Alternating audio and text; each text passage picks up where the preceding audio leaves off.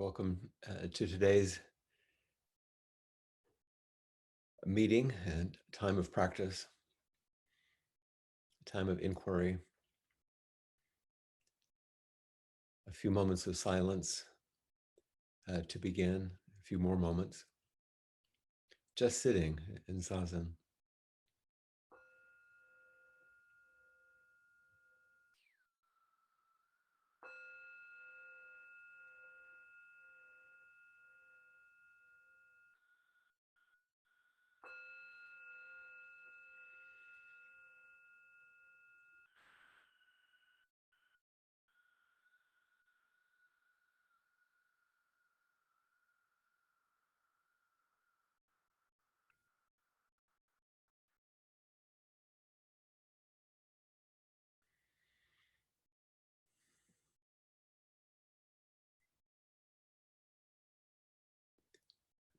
And I'll invite you to sit with some attention and uprightness, as much steadiness as you can call forward in the midst of this tilty, shaky, unstable, beautiful world.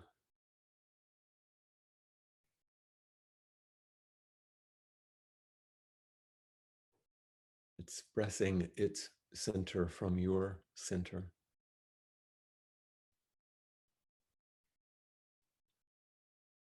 Resting back in its fullness and wholeness.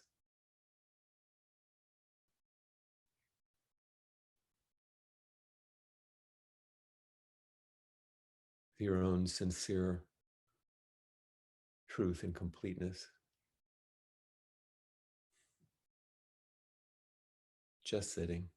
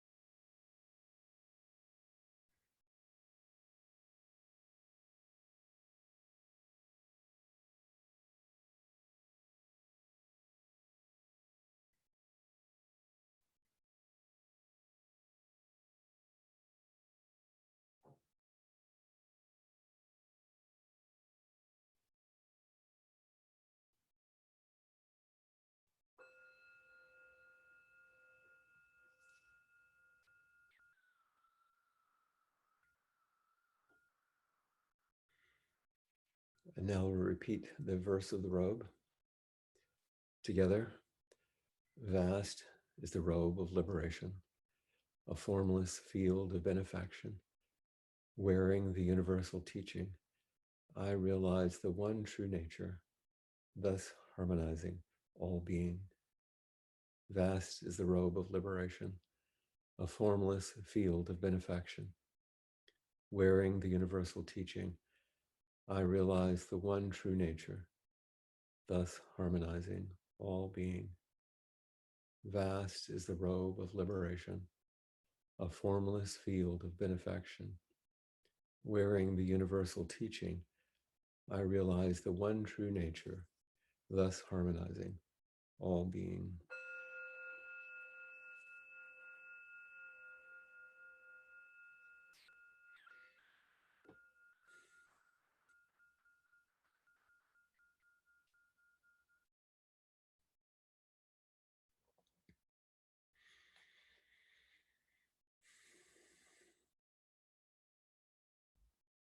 It's so unusual. I'm getting accustomed to it, but it's so unusual um, to see a number at the bottom of the screen rather than seeing people. It's wonderful to see that there are 76 people uh, with me, with you, with all of us right now, and to feel the joy of that and the possibility of that. But speaking in an empty room is quite interesting, and seeing only myself, who I'd prefer not to see, actually. But all of us are becoming accustomed to this. So I'm looking out through a window into the beauty of the landscape here, thinking of Dogen's Rivers and Mountains Sutra, which wasn't a sutra that he wrote about rivers and mountains. He was saying that the rivers and mountains, nature is the sutra. This is our life. I want to speak for a few moments, as I do in the beginning of inquiry, as a way to, in some ways, set the motion of the Dharma, set the motion of the wheel of Dharma moving. And many of you know that we, some of our larger international Appamada-related sanghas, were engaged in a retreat sponsored by a group of sanghas in the UK under the umbrella of just this. These sanghas sponsor my visit to the UK each year, and of course this year I was unable to go. And the theme was welcome everything, push away nothing, as it was also a few weeks ago in Madison, Wisconsin, where I would have also gone. Today, only a few days following that retreat, I'm still resonating like the bell with the beauty of the talks, which were offered by each of the senior students whom I asked to speak with me. I decided it would be a good idea to share the Dharma seat with the current head student, the person who would be an incoming head student, a senior student who initiated practice in the southern part of the UK, and also one of our most senior students who's preparing for entrustment and would have engaged that ceremony when Peg and I were going to visit this very week. And so I'm going to offer many of you a little glimpse into what they spoke about, because it was so dear to me. I want to reflect on it. And those of you that were in that retreat, just to taste once again, or have a small fragrance of those talks once again, that were so beautiful. And I want to start with the last one by Josh Gifford, since he brought forward a phrase that is the primary thing that is still ringing with me. And I'll offer that in just a moment. Josh told a story in the beginning about Bill Kwong, now Jakusho Kwong Roshi at Sonoma Mountain Zen Center, who was an early student of Suzuki Roshi and is himself quite old now. And reflecting on his own entrustment, Josh reported that in a video he was watching with some affection, Jakusho Kwong had said, "My teacher had died," speaking of Suzuki Roshi, 50 years ago, and I was put in this position because of my love for him. Put in this position of having to carry the Dharma forward, having to be a teacher, to start a center, to just live his life in the way that he's lived it. My teacher had died, and I was put in this position because of my love for him. And I'm thinking of a few years ago when I arrived in the UK with our theme Impermanence, and Blanche died in the morning we began our residential retreat. And these last few retreats in between my father dying, and I really resonated with Josh's bringing this thing forward. My teacher had died, my father had died, and I was put in this position because of my love for them, this position of vulnerability and potential, which comes out of loss and makes something else possible. There's an old story of the ancestors, which Josh also brought forward, and which he, well, I was reminded that Peg and I used it in our retreat that we did in January at Appamada in Austin with Yunyan and Dongshan. And I won't go into the longer story, but it's a teacher and a student, and the student was to leave, and they were talking about how to carry the teachings forward. And at one point, the teacher and student said to each other, the teacher said to the student, "You're in charge of this great matter. You must be most thoroughgoing."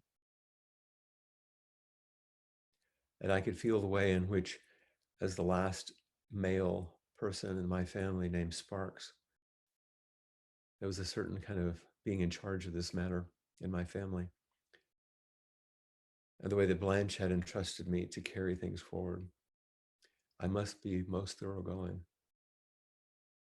And how what I could see in those students as they spoke in this last retreat, and as I heard from each of the students in Madison and the retreat before that, as I hear from our entrusted teachers and each person helping at Appamada in Austin with their reflections and their invitations and their classes and their meditations, how this great matter has been taken up, how we're all in charge together, doing our best to be most thoroughgoing.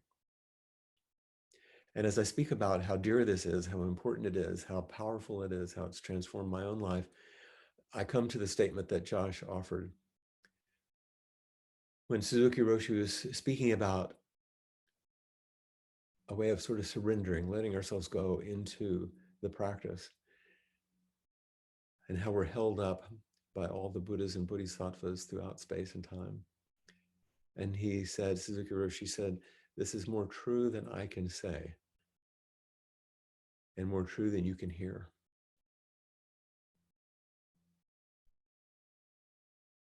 And if there's any statement that essentializes or encapsulates or deeply touches what I think inquiry is, it's this communication that in an imperfect way, I'm doing my best, but what I offer and what each person offers is more true than we can say and more true than we can hear. The truth is larger than just our relative self. In that same talk, Suzuki Roshi said, "I'm not talking about something that is strange or mystical. If you think so, it means you're not truthful enough. You're not feeling deeply enough to feel what is true. Be sincere enough to be yourself. when we speak about these things, which are Zen-ish or whatever, we speak about and to and from the world beyond conditions, beyond just our personality, beyond the relative world. Sometimes it seems strange or mystical, but he says, if you think that's the case, it means you're not truthful enough. What would that mean? That you're not dropping into the deepest truth of who you are. In that case, you would resonate, even if it was more true than you could say, or more true than others could hear. He said, you're not feeling deeply enough to feel what is true. Be sincere enough to be yourself, sincere, unmanipulated, true, honest. Be honest enough to be yourself. He said later at the end of the talk, if you really understand your life, it's not even necessary to practice Zazen, or even for me to come and stay in America, or I would say for me to come and stay in England. We do not practice Zazen to attain special enlightenment, just to be ourselves and just to be free from our useless efforts or tendencies. We practice Zazen. So we don't practice Zazen to attain something special. And it's not required that I show up, but it is important that we show up and be ourselves and let go of our, what do you call, useless efforts or tendencies. I love that. It's a beautiful way of talking about dropping our habit patterns. And then we practice Zazen together. And this is more true than I can say and more true than you can hear. Trudy gave the first talk with me on the first day. And here are some of her words, just echoes now. She said, reflecting on something she'd heard me say, that we don't know the full experience of something until we say yes to it, until we step over the threshold. We don't understand the truth of something until we enter it fully. And this is an inquiry in our practice, what we invite in Zazen. And Trudy was speaking about taking up the role of head student and talking about the flowering of what she called grandmotherly mind and the care of the precious Sangha. How when she became a grandmother herself, she felt too young to be one, and as she became head student, too old. But these are things that we have ideas about. But the main thing I wanted to recount is she said, I'm aware of how these reluctances are stories made by my mind, trying to find ways to say no to the world. And that's been the biggest learning. How often I say no to on the inside and to the world as it is. One of the outcomes of all this saying no is the sense of making myself do things, so that even when there are things I want to do, and there are many things, I'm aware of how I often feel like I'm having to hold everything together.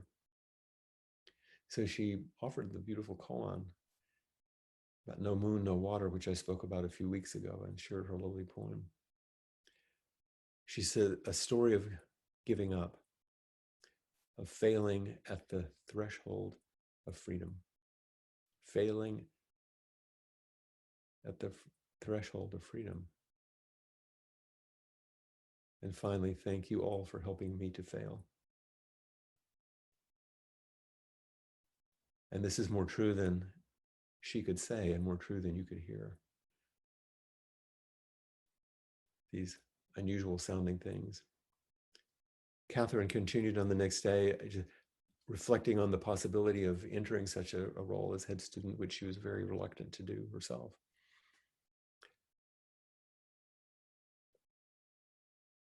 And she said, I want you to know that you can never truly be on your own, and that you can allow yourself to be upheld by bodhisattvas who come in many guises, often unexpected. That's a full teaching there. And she spoke about how she has this tendency to take on too much responsibility from an egoistic place of fear, trying to hold things together, as Trudy had said. And she spoke about a difficulty in the Sangha, a tangle among dear people attempting to do their best.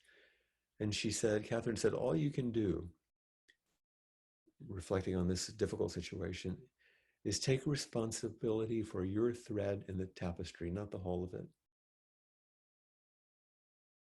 I found that it was tempting to believe that after all the suffering involved, there must be a reconciliation, a spiritual happy ending for everyone. But really, that was just pushing away the deep sadness of our situation and not staying with it. Penetrating the truth, being truthful enough. Those are my words. But she says it was the practice of accepting the messiness of life while keeping as open a heart as possible. The question I have to ask was, do you put your trust in your own shaky little ego that thinks it has to do everything? And then a statement that really stopped me. She said, it's as if life has a secret back door into the heart. Life has a secret back door into the heart. Come what may, it is going to teach you what you need to learn, but it's also going to provide what you need. And for that, she said, I feel a huge gratitude to the many people here. So it's a good idea to pay attention and not push away things. It's possible to say yes. And that yes has nothing to do with feelings of welcome and everything to do with vow. That saying yes has everything to do with vow. But vows, she reminds us, aren't an isolated, lonely practice. And all of this is much more than she could say, and much more than you could hear, much more true. And finally, Cheska offering her gorgeous photography and the narrative that flowed with the unfolding of her awareness through looking. She says, the central foundational practice of Hakomi is loving presence. It's a practice of reversing our animal nature tendency to look for threat, to look for things that don't meet our expectations, how things ought to be, and to look instead for beauty, strength, wholeness. In short, to look with Buddha eyes at the Buddha nature in everyone and everything. She really spoke to me when she said, my photography practice reminds me to look with fresh eyes and to see beauty everywhere. I've never been the most observant person in the world or even on my block, but I'm learning to slow down and look more closely at minute particulars, to marvel at the mystery of how the entirety of existence is reflected in every unique form, every gesture, every event. I'm constantly bowled over by the dearness of people. And so it is with all of you. And this is more than I can say, and more true than you can hear. Sometimes it takes a photograph or a piece of art to reflect it. So those are the pieces that I hope to share. And I hope that they're as inspiring to you as they felt to me. Because we offer ourselves to each other and receive the world that returns. We call out to the world and call forward into the world, without attempting to be something special, but to meet each other in a way that is liberating, that offers us the possibility of a vow, which means to say yes, which means to fail more effectively and fully at the threshold, which opens us to life as it is, to be very thoroughgoing. Everything will die, everything will be lost. And that puts us in this role. So if you'd like to explore these things more fully in yourself, please raise your hand and maybe we'll have a time to talk. And open to what might be freeing, or generous. And it will always be more than I can say and more true than you can hear.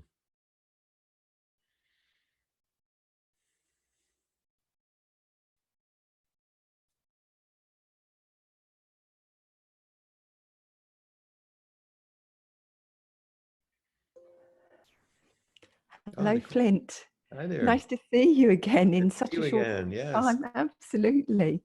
Yes. Absolutely. And so, about sort of welcoming everything in and not pushing anything away, I'm still stuck with, and I'm going to do the three things. I'm still stuck with surrender, submit, and embrace. Mm-hmm. And it's like their musical notes. Sometimes one is loud, another time another is loud. Sometimes I'm pushing one away, and sometimes, and from an ego perspective, I can control it. But I want to sort of just not even do that. So I'm wondering how I can just welcome them all in and not be overwhelmed. Well, you're giving yourself a very nice answer to your question. They become they become a beautiful threshold of around vulnerability, don't they? Sometimes you're surrendering wholeheartedly and wholesomely. Sometimes you submit in ways that don't feel so good. Sometimes you can embrace, and so it becomes a living koan, a living question. If you were to push any of them away, you would start breaking up life. Now, being identified fully with one of them or another will give you a different experience, and you will learn from that experience. And there are times in which, for example, submitting doesn't really feel so good, but it's important to learn from that. So you find its distinction with surrender, and how sometimes wholehearted embrace can be, you find out what you embrace burns or cuts. And other times it consoles and is beautiful and nourishing. So it's a larger space of meeting them all, not selecting. And as they move through that larger space that you become, which is Buddha's body, then you learn what they're to teach you. That's really helpful, because what I've been trying to do is minimize the space, make the gate smaller, and then just allow them through. Right. So we can find the right one. It's opening the gate wider and wider and wider. Life energy wants a huge vessel to flow through, and in practice we become a larger vessel for life energy to flow through. Okay. Other than narrow down to the small little self that we want to cling to, and then wonder why we suffer. That's really helpful. Thank you. Thank you. That makes sense now, to go wider than to go small. Yes. Thank you And it's very wonderful much. to see you looking so well. Yes, I'm working hard at being well. Good. Enjoy every breath. Thank you very much. Thank I you. am. Thank you. Mm-hmm.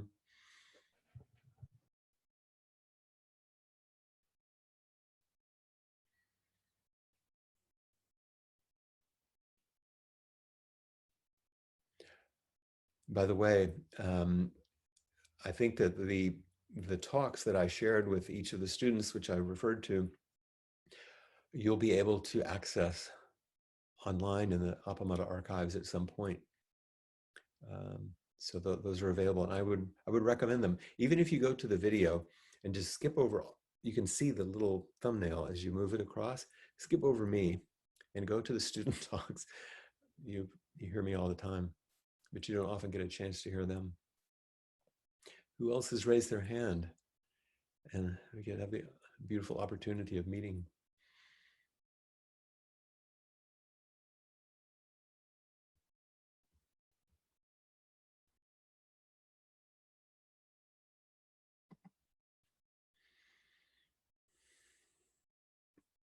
try to remind you, and it's so easy to sit and listen and take in, maybe enjoy the things that I might speak about or another student might bring.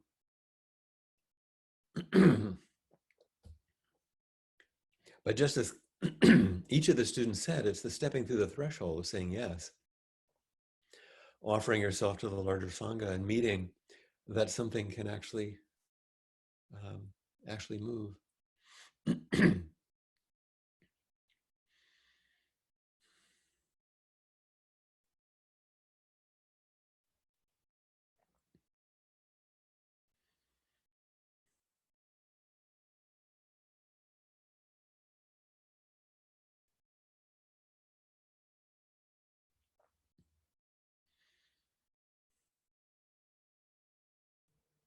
Hi, Katie. Hi. Nice to see you again. It's good to see you. See these faces I'm familiar with at some point, and like, oh, hi. Yeah.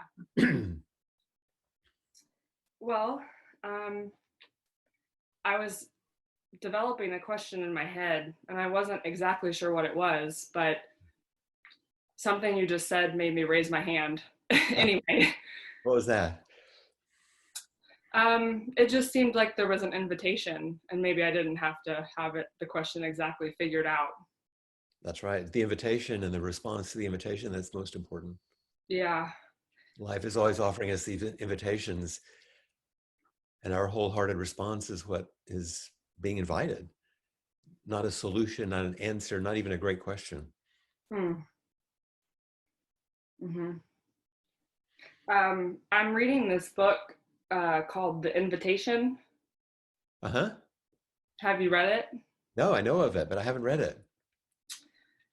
So there's a it's based on a poem, and there's an exercise in it um, to ponder about desires.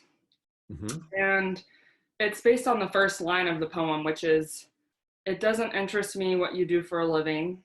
I want to know what you ache for, and if Mm-hmm. you dare to dream of meeting your heart's longing." Mm-hmm. So the exercise was to just basically write about your heart's longing and your desires. Mm-hmm. And I did this for about 10 minutes. And I realized there's also a lot of fear embedded in my desires and in expressing them. Yeah. And so I was wanting to speak with you about that, and about um, I have this want to get my desires correct and to know which ones are I'm supposed to act on. And there's a lot of fear in that, getting it right. Mm-hmm. And so I I remember last time we spoke, you talked about acknowledging the fear. Yes. So I'm turning towards that. And I'm wondering what else to do. What's the magic formula going to be? Huh? Yeah, I'm interested in really fully expressing my desires without reacting to them, without running from them. Oh, without running from them? Well, that's what all these students were just talking about, isn't it? They were talking about how they were invited to do something and how they were afraid. Yeah. And every one of them, the practice was to step through the threshold anyway. Mm. There's a beautiful poem I would suggest that you might take a look at when we're not speaking here, by David White, and it's called Faces at Braga. Okay.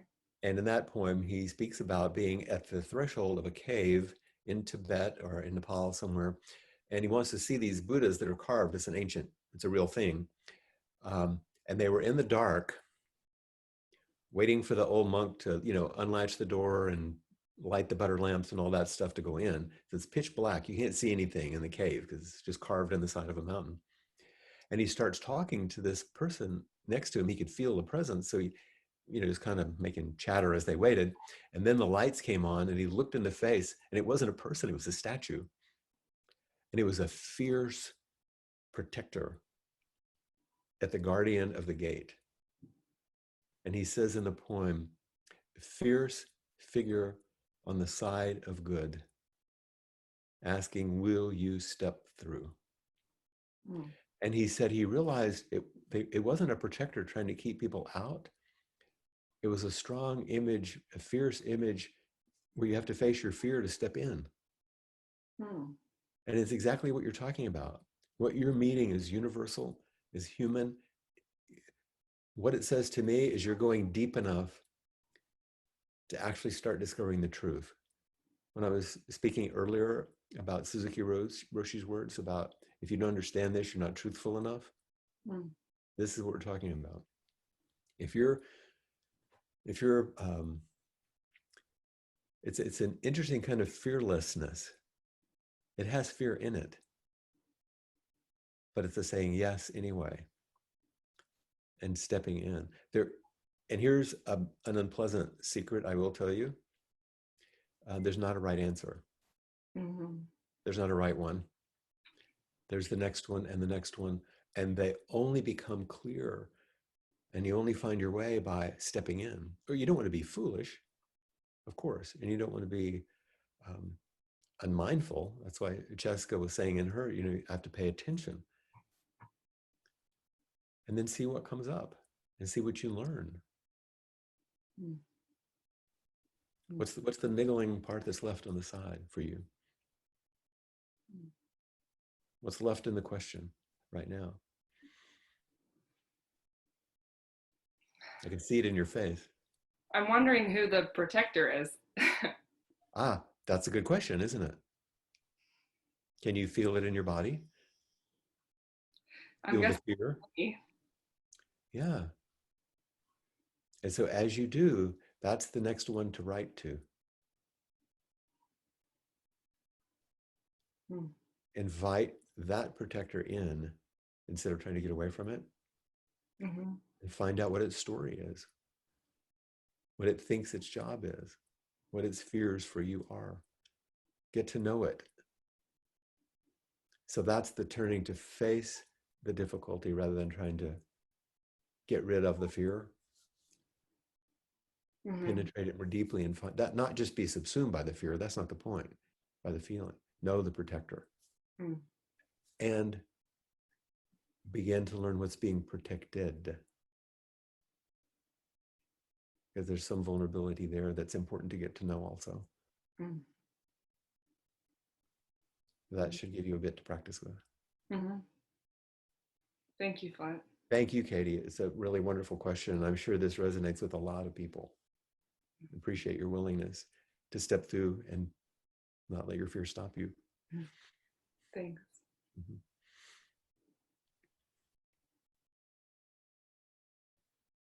I mean, Katie offered us such a beautiful example of how stepping in, just like some of the other students were talking about, even when you're fearful, even when you don't know, begins to unfold something that couldn't unfold unless you were willing to take that step. And that's what our shared inquiry is about. Lori. Hi there. Hi there. Is someone who knows about stepping in even when she's anxious? That's been my life. And you've learned a lot from it. I have. Still learning. Yeah. What's on your mind today? So the other day I got some news about a colleague of mine from my job that I worked as a translator for, I don't know, I worked with this guy for about 15 years, and the news was that his wife had died. So in some ways, she had been ill. She had lupus, and so she suffered a lot with a lot of things with her body, and finally, she was lost. But and then I was also informed that this my coworker had lung cancer, and so himself. Yeah, himself, and so and apparently had almost died previously. But anyway, and I was unaware of all that, so I called him up and had a long talk with him, about an hour-long talk, and was a very difficult conversation in some ways. It was great to connect with him. That was lovely. But not surprisingly, the conversation was very much about things on his mind and putting his affairs in order and, looking at his life and saying saying the things that he felt he was proud of. Mm-hmm. It's still So, touching. it's still very much up. Yeah, as it should be. So what I did with that, it's not so touching. Like I said, I felt very happy about having spent that time with him, but I kind of went south with it. I got very negative about it and thought, what have I done? And what's. You mean some negative self-reflections on your own life? Yeah. In the face of what you'd heard with him? Yeah. And so I do know that, so I've been crying a lot. And connecting with people that I, know well.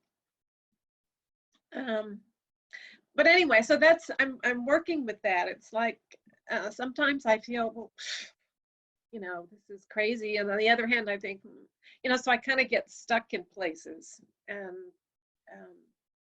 negative places, and a thought came to me the other day, in talking to other people. It's nice to have positive reflections, but this is not what's up. It's my own deal. It's the conversation that I'm having with myself that matters. Well, it's like with Katie, she was talking about having to turn towards the protector, and you have to turn towards these critical voices. There's something there trying to get your attention for some reason. You don't want to identify with it all. That's kind of a crushing habit, that sometimes we can get in with critics. But you also have to understand it if it's ever to be unburdened. And you don't want to wait to the end. No, I don't. To do that. And you also have the background of your mother and her voice, and also her getting close to the end of her life. So there are layers of this stuff, I'm sure.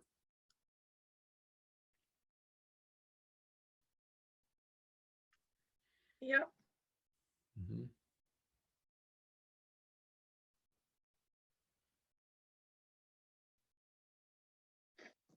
And so once we're back to the question of at the threshold, will you step through? Will you meet all of this?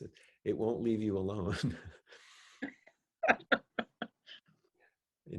That little piece I read from Catherine that said, eventually life is going to show you everything, what you need to look at. And here it is. This bodhisattva came in the form of a colleague and came in the back door of your heart. And you got a little surprised. Oh my gosh. And what you found, I'm sure, was some love and tenderness for him. But then also what you found was everything that didn't feel so much like love and tenderness. Oh. That's harbored somewhere inside of you. Yeah. And so, there's where the light needs to be turned. There. That's what's calling your attention now. Yeah, it's pretty crushing. I mean, it's pretty strong. Right. And so there's some more releasing, some more letting go of those burdens. And you're being shown each moment, life as it is. Here's an area that needs some attention. Because he would not have spoken to you in that way if he had not felt safe and understood who you were, and he could feel your compassionate friendship. So every positive quality that I think you hope and aspire to offer, just like Katie said, her deepest desire, like Catherine talked about her vows, is there, and it's recognized by others. maybe you can.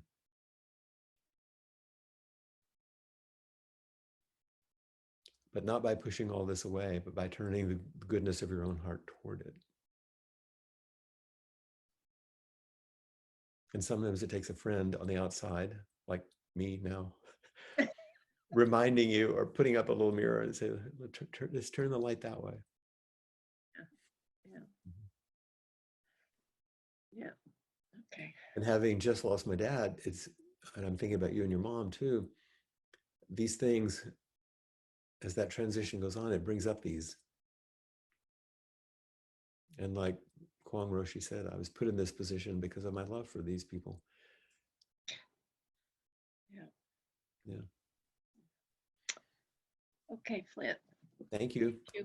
Thank you so much. It's wonderful to see you.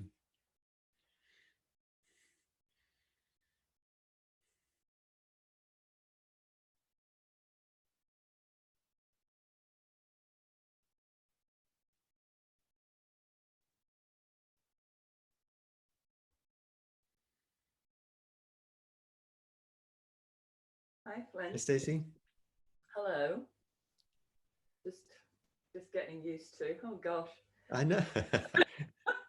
It's a Yeah. bit of a surprise the first time, isn't it? Something with my hair. Oh yeah. I take care of mine, so I don't have to worry about it. Yeah. I don't suppose you. I wrote you a letter. You know. I don't suppose you. Because my letter was saying that I could have, might have. I did see your letter, yes. And you know, already I think the letter is out of date in terms of where I'm at. Good news. Things keep changing.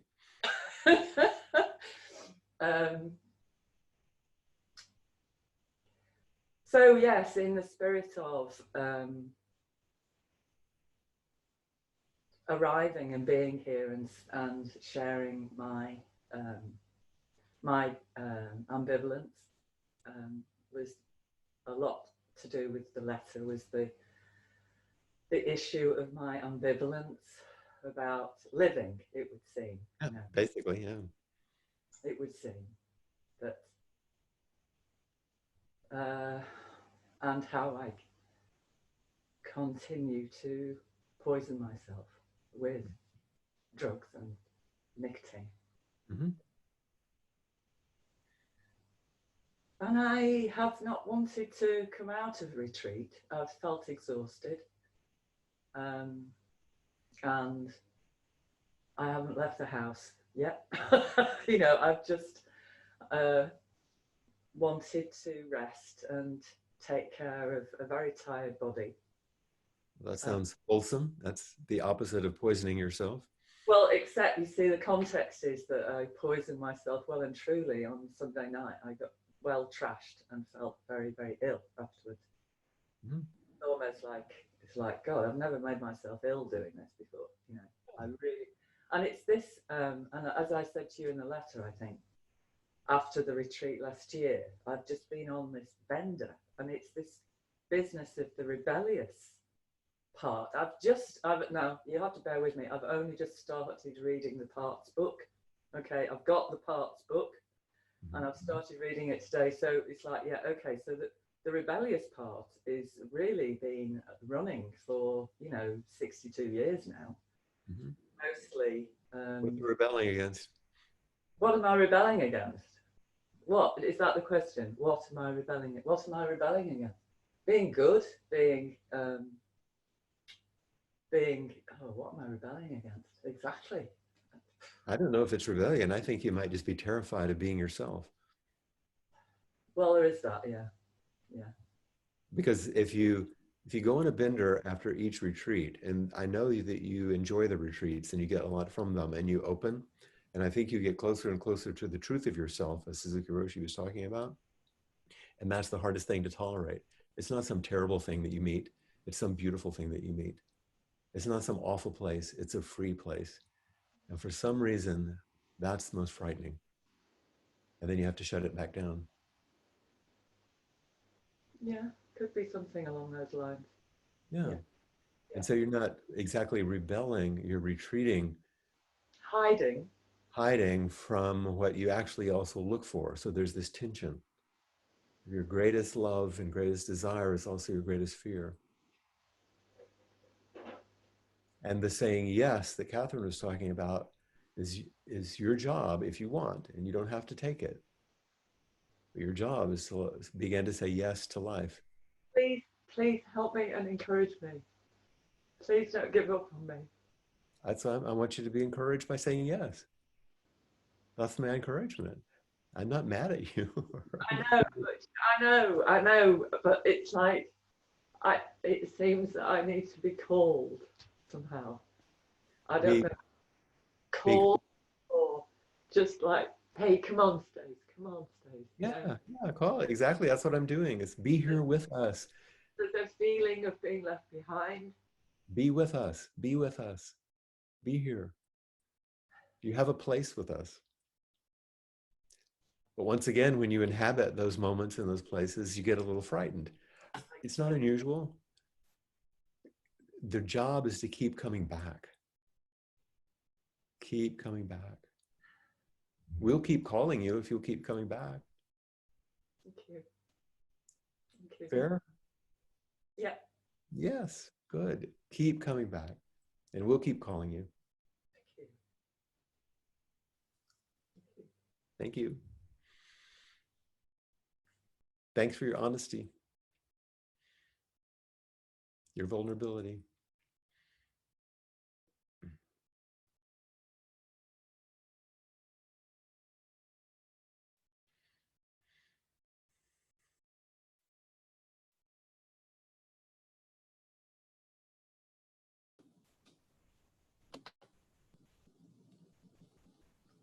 Hello. Hello. It's been a long time. Yes, it has. Inviting everything in and not pushing anything away has, yeah, I've been working on that little by little over my adult life. My adult life has been one medical issue after another. Oh. And I'm going through another right now at the moment, having surgery in less than 2 weeks. Oh. And so for the first time, I'm allowing the feelings to come. Mm-hmm. The fear, the anxiety, and that's been good. But then I find myself, when I let all that in and I start feeling overwhelmed, I start pushing away people in my life.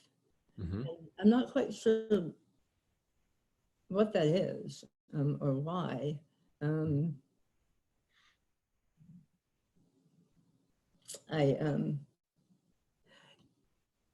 I start to, when I start having, I live alone, and I have to make all these medical decisions by myself. And so I start feeling this, during this, I start feeling smaller and smaller and smaller, and I start disconnecting from the outside world. And as you do that, you begin to feel and realize the result of that strategy. You get smaller and you get disconnected. Mm-hmm. Why did you put the little sign that's up over your left shoulder on the wall? Because it's something that I really tried to work on, that nothing is wrong and nothing is missing in my life. I mean, right now, right here in this moment, I'm totally fine. Yeah. And but this is I have, pardon? This is really what you're talking about, isn't it? Yes, and I accept that, and then I push it away when I start to get overwhelmed. Right. And just like I was just saying, it's the returning, coming back. And I don't know,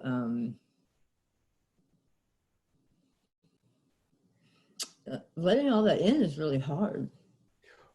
It is. It can be. I mean, that's some of what you're saying is that you're letting yourself feel more. And as you feel more, suddenly you start pushing away people. So what I heard was, as I become more vulnerable, more myself in some ways, I actually turn away from the source of nourishment because it's somehow threatening or frightening to me. Human beings are both the source of nourishment, but to parts of us, it can be the source of fear, especially if that's been our history. You know, we always have troubles in that way. And so how to turn that is your practice edge so that you're willing, at least in some situations, like you've done right now, you raised your hand, you came forward to connect in a way that's quite vulnerable, instead of not. And there's not many magic, there's that action that brings us back into the possibility of comfort.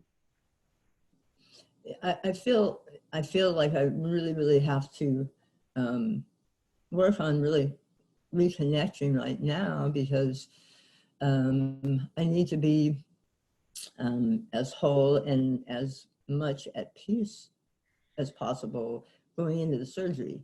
You know, it kind of puts a deadline on finding that balance, I guess. Mm-hmm. Yep, that's your real, that's the fiercest practice you can engage in right now is the reaching out and staying connected even when you don't feel like it. It's a version of what Catherine was talking about, trying to solve things by yourself and realizing all the Buddhas and Bodhisattvas throughout space and time are supporting you and encouraging you. That's the reality. More true than I can say, more true than you can hear, but we experience it when another human being turns toward us. Okay, yeah, because that's my problem. I feel so completely alone, especially now when, you know, I've been isolated for nine full weeks. I was sick even before all this started, so I've been isolated a lot longer, and that's just been the struggle to. So holding yourself in this situation is one way to step toward others right now and connect like you do. And the problem I have, though, is when I reach out to others, all I have is bad stuff to talk about. You know, it's like, that's what's people, you know, I want to reach out to somebody, but they're going to say, well, how are you? And I'm like, well, I'm pretty shitty. Well, that's right. And you can tell them that, but then you have to be interested in them. And also speak to the beauty that's all around you. You can't miss it. That's what Francesca was reminding us of. Look through Buddha's eyes. The reality of the difficulties are fine. You can talk about that. But remember the beauty it all rests in. Because if you don't do that, then the story gets small. Yeah, and I'm having a hard time seeing something to look forward to. That's because I come out of surgery and I'm back in isolation. And if that's all you look at, then that's a problem. You have to open your gaze wider. Okay. Right. And so we'll keep encouraging you, like we were just talking about. Keep calling you forward, okay? Okay. Where do you live? I live in Austin. Okay, good. So you got people there that can connect with you. I do. Thank you. Mm-hmm. So we're moving towards the end of our time here. I think Kim had his hand up, though. May have a last word.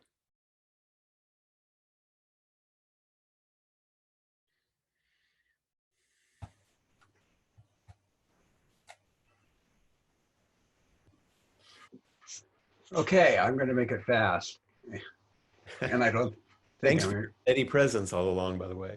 Yeah, so I did the Madison retreat and I did the UK, and I still have a big question, and that is, I feel maybe for me sometimes this idea of turning away nothing is the wrong kind of thing to do, that I have things that I need to turn away, that I have limited resources and space. Yeah, absolutely. And it seems like you didn't talk about that possibility. Yeah, I didn't elaborate on that one. How do you know that you needed to let go of some things or turn away from things?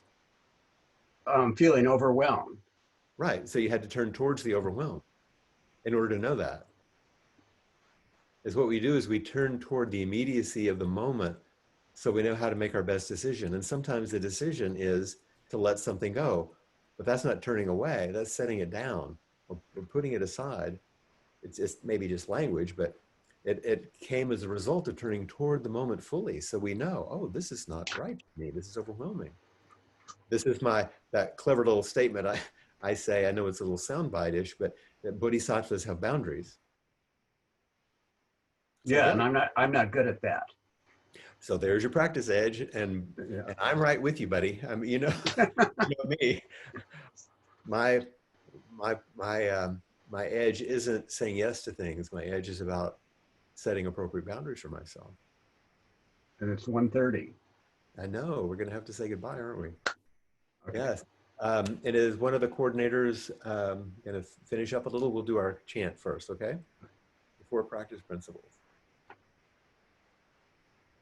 Caught in the self-centered dream, only suffering, holding to self-centered thoughts, exactly the dream. Each moment, life as it is, the only teacher, being just this moment, compassion's way.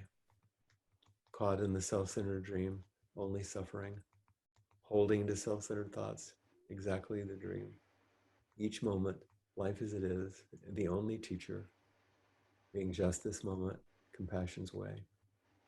Caught in the self-centered dream, only suffering, holding to self-centered thoughts, exactly the dream. Each moment, life as it is, the only teacher, being just this moment, compassion's way.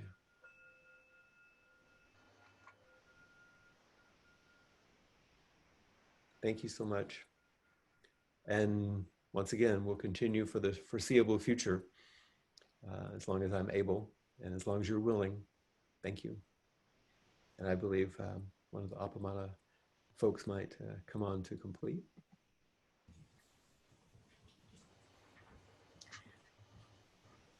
Thank you so much, Flint, and thank you everyone for your generosity, for offering your whole self as we do. I feel so encouraged and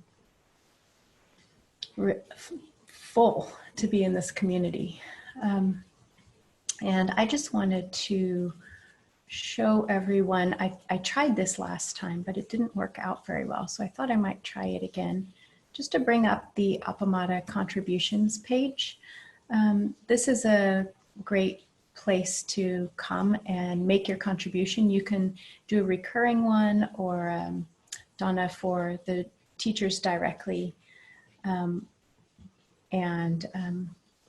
Just to know that your generosity, offering yourself in all the ways that you already do, is so appreciated. So thank you all, and we'll see you next week.